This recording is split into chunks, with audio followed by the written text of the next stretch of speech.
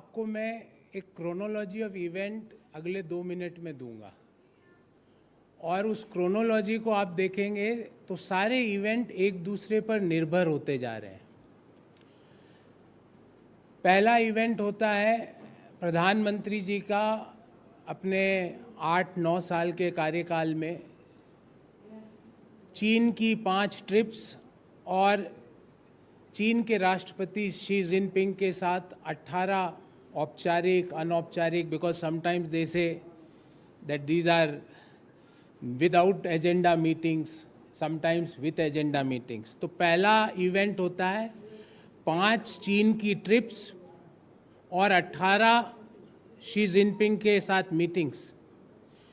दूसरा, भारत माँ के वीर सपूत 20 वीर सपूत भारत माँ के लिए वीर गति को प्राप्त हो जाते हैं। तीसरा, चाइनीज़ कंपनीज पीएम केयर में चंदा देती हुई मिलती है, और छोटा मोटा चंदा नहीं, बड़ा चंदा। चौथा, जब देश में लोग प्रधानमंत्री जी से सवाल पूछते हैं तो जवाब आता है ना कोई घुसा था ना कोई घुसा हुआ है। पांचवा, एक्सपर्ट्स ये एस्टिमेट देते हैं कि 40% जो पेट्रोलिंग पॉइंट्स हैं जहां पे भारत की वीर सेना पेट्रोलिंग करती थी, वो 40% पेट्रोलिंग पॉइंट्स पे अब भारत की सेना पेट्रोलिंग नहीं कर पाती है। पांचवा, डिफेंस एक्सपर्ट्स बार बार अपने लेखों के माध्यम से और गूगल फोटोज के माध्यम से ये कहते हैं कि चाइना भारत माँ की भूमि पर हेलीपैड बना के बंकर बना के बैठी हुई है। छठा, दिसंबर 2022 में खबर आती है कि भारत माँ के वीर 20 सपूतों के ऊपर चाइना हमला करती है, वो गंभीर रूप से घायल होते हैं अरुणाचल प्रदेश में। छठा, मार्च 2023 में खबर आती है कि अरुणाचल प्रदेश की 11 जगहों का नाम चीन चेंज कर देती है और भारत सरकार और रक्षा मंत्री मौन व्रत में रहते हैं। सातवां, वित्तीय वर्ष 2023 में खबर आती है कि भारत सरकार ने चाइना के साथ $100 बिलियन का ट्रेड डेफिसिट कर लिया। ट्रेड डेफिसिट अर्थात जो हम चाइना से इंपोर्ट करते हैं और जो चाइना को एक्सपोर्ट करते हैं, उसमें $100 बिलियन का अंतर हो गया। ये सारे सरकारी आंकड़े हैं।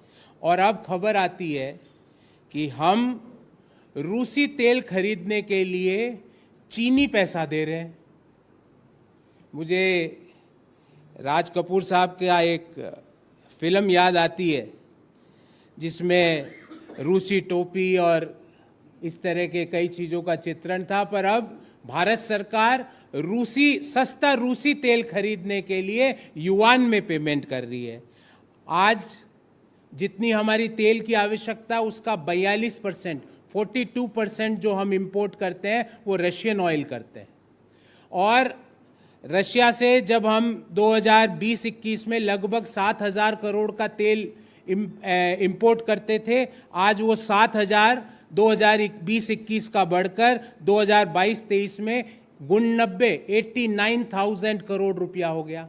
मतलब लगभग 300 या 300 से भी ज़्यादा प्रतिशत की भी वृद्धि। अब रिजर्व बैंक ने कहा, भारतीय जो रिफाइनर्स है, कि हम रूसी बैंकों को भारत में वॉस्ट्रो अकाउंट्स VOSTRO अकाउंट्स खोलने की अनुमति देते हैं ताकि आप रुपये में पेमेंट कर सको। तो भारत सरकार ने रुपये में पेमेंट चालू किया। जो रूस के जो ऑयल एक्सपोर्टर्स थे उनको रुपये में पेमेंट जाना चालू हो गया वॉस्ट्रो अकाउंट्स के माध्यम से। नतीजा क्या हुआ? थोड़े दिन बाद जून महीने में ये खबर आती है और जुलाई के प्रथम वीक में ये खबर बाहर निकल के आती है कि भारत सरकार चीन रूस जिससे कि प्रतिदिन भारत सरकार 2.17 बैरल प्रतिदिन तेल का इंपोर्ट कर रही है, वो भारत सरकार अब रूस को चाइनीज करेंसी युआन में पेमेंट कर रही है। आप कहेंगे साहब इससे क्या फ़र्क पड़ रहा है? इससे ये फ़र्क पड़ रहा है कि ग्लोबल टाइम्स, जो कि चाइना की सरकार का मुखपत्र है, वो भारत सरकार की तारीफ में कसीदे गढ़ता है। वो कहता है, Indian refiners reported yuan purchases for Russian oil to accelerate de-dollarization and will help Chinese currency to be global currency। Bharat सरकार के लिए शुभ शुभ, कितनी बढ़िया बात मोदी जी के लिए। ग्लोबल टाइम्स लिख रहा है कि आप युआन में पेमेंट करके चाइना की करेंसी को ग्लोबल करेंसी बना रहे हो। रूस के तेल का पेमेंट चाइनीज करेंसी में। उसके पश्चात क्या होता है? अब समस्या ये आती है कि क्यों रुपये का इंटरनेशनलाइजेशन नहीं किया जा सकता? हमारी करेंसी में ऐसी क्या वीकनेसेस हैं कि हम हमारी करेंसी में पेमेंट नहीं करते हैं और युआन में पेमेंट कर रहे हैं, चाइनीज करेंसी में। हम डी डॉलराइजेशन करके चाइनीज करेंसी युआनाइजेशन कर रहे हैं, हम रुपीनाइजेशन क्यों नहीं कर सकते? इस बाबत हमारे भारत सरकार से 3 बड़े स्पेसिफिक सवाल हैं। पहला, एक तरफ तो सस्ते कच्चे तेल का 1 पैसे का फायदा अंतिम उपभोक्ता को नहीं मिला। देश में किसी को नहीं पता।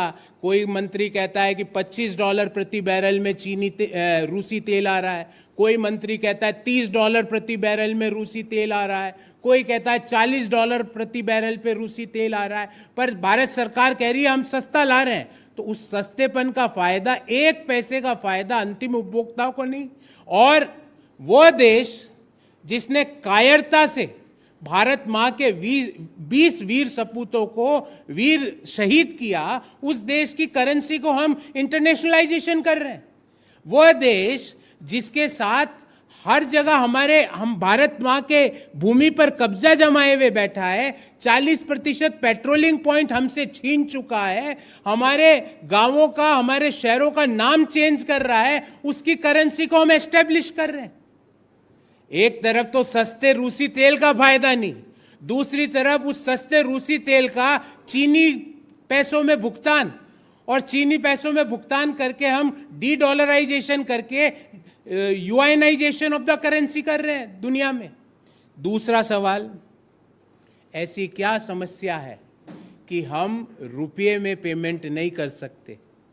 अगर रुपये में पेमेंट नहीं कर सकते तो क्यों हमारे रुपये की साख इतनी गिरी भारत सरकार के पिछले 9 साल के कार्यकाल में, कि आज हम रुपये में पेमेंट नहीं कर पा रहे? और तीसरा, मोदी जी, कि आपको ये लगता है कि रुपये में पेमेंट नहीं किया जा सकता क्योंकि आपको लगता है रुपये की आपने साख गिरा दी, तो दुनिया में आपको चीन की करेंसी के अलावा कोई करेंसी नहीं मिली जिसमें भुगतान हो सके। आप चीन की करेंसी को एस्टेब्लिश कर रहे हो ग्लोबल प्लेटफॉर्म पर। ये हमारे 3 स्पेसिफिक सवाल हैं। मैं आपके इस सब्जेक्ट पर और या कोई अन्य विषय पर सवाल लूं, उससे पहले मैं इसी मुद्दे को ब्रीफली अंग्रेजी में अपनी बात कहना चाहता हूं। Please try to understand the chronology of events. Event number 1, Prime Minister made 5 trips to China and 18 meetings with Xi Jinping. 20 soldiers gave their supreme sacrifice for saving our motherland.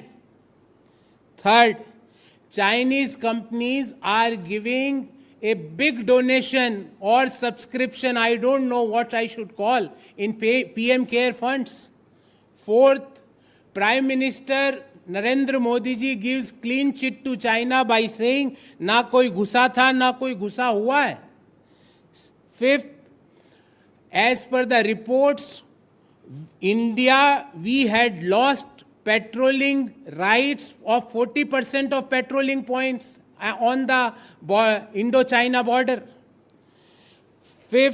Sixth, as per defense experts, China is sitting on our motherland. And this is not one person.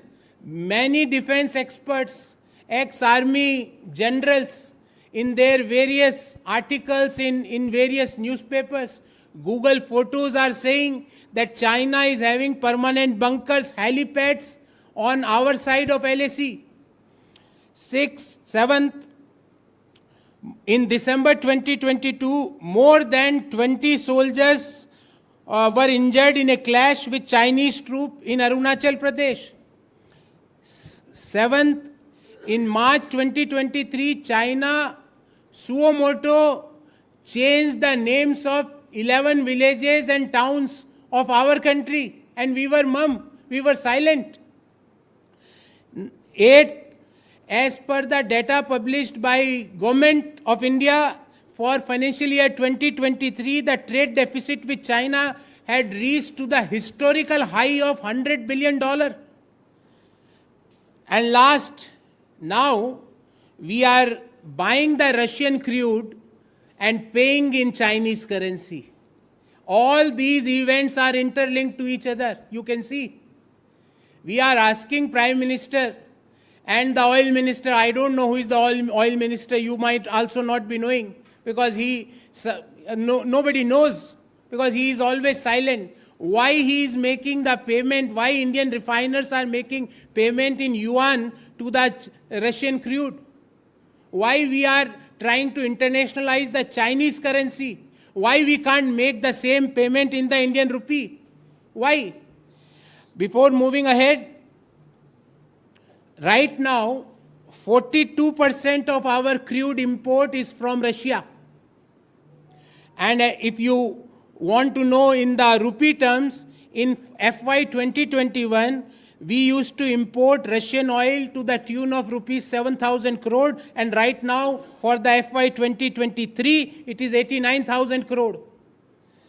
Currently, we are importing 2.17 barrels per day of Russian oil. Last year, Reserve Bank allowed to open Vostro accounts to Indian and Russian banks so that we can settle our payments in rupee. But in June, Indian refiners had settled the payment to the Russian crude providers in Chinese currency, that is yuan. We want to ask the government and Modi ji three very specific questions. On one side, you are claiming that we are getting a cheaper Russian crude. Why the benefit of that is not transferred, even a 1 paisa of benefit is not transferred to the final consumer?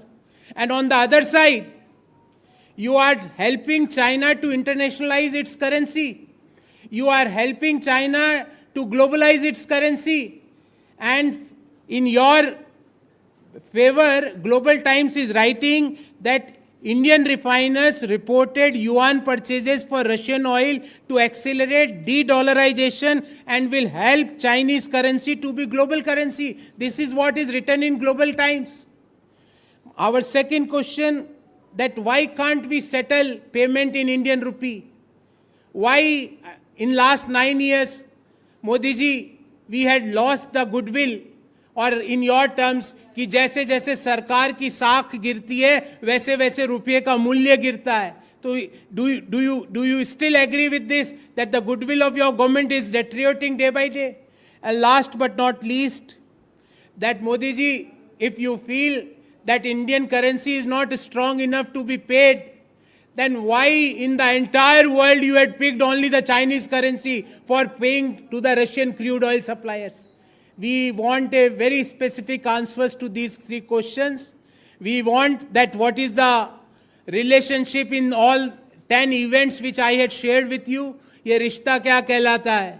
पहले आप जाते हो 5 दफ़ा, फिर आप 18 meeting करते हो, फिर भारत माँ के वीर सपूत शहादत देते हैं, फिर आप क्लीन चिट देते हो, फिर $100 बिलियन का ट्रेड डेफिसिट बढ़ जाता है, फिर आप लास्ट में कह देते हो कि अब युआन से पेमेंट करना चालू कर दो. ये रिश्ता क्या कहलाता है प्रधानमंत्री जी? आपका चीन से ऐसा क्या प्रेम है कि आप भारत की मुद्रा को छोड़कर चीन की मुद्रा को इंटरनेशनलाइजेशन करने पर लगे हुए हैं?